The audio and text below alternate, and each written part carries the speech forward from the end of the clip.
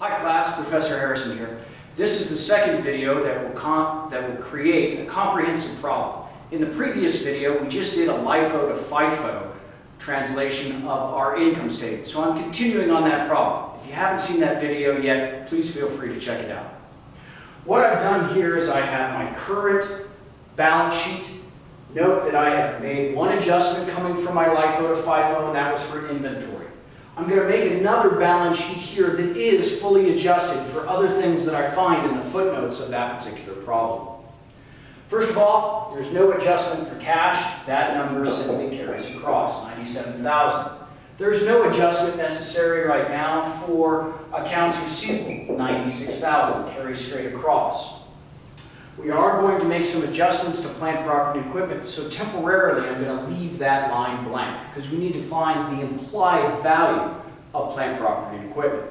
We have some other calculations that we need to do before we can find that particular number. There's no change to accounts payable, $61,000, carries straight across. There's no changes to accruals or other. That number, $18,000, carries straight across. Bonds, there are no changes to bonds, but when I look in the footnotes, I notice that there are some operating leases. Those operating leases have a present value of $105,000. I'm going to treat those very similarly to long-term liabilities like I treat bonds. So I'm merely going to add those two together. Bonds plus leases becomes $213,000.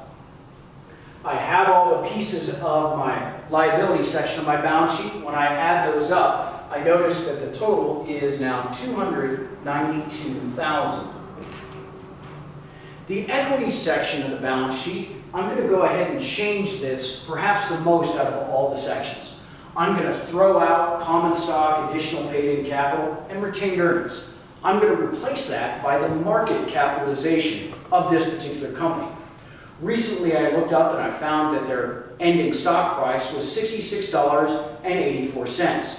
They had 58,000 shares outstanding.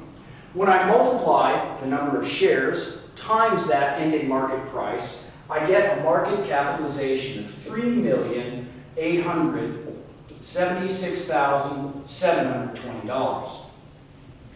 This now completely replaces everything else in the owner's equity section of my balance sheet.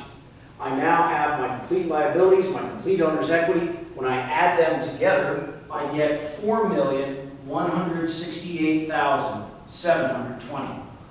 Since I know that my liabilities plus my owner's equity have to equal my total assets, I carry that number back to my total assets, $4,168,720. Now, I can figure out what the implied value of my plant, property, and equipment is. I can subtract the numbers that I know from the total. When I do that, I get that the implied value of my fixed assets, or my plant, property, and equipment, $3,594,720.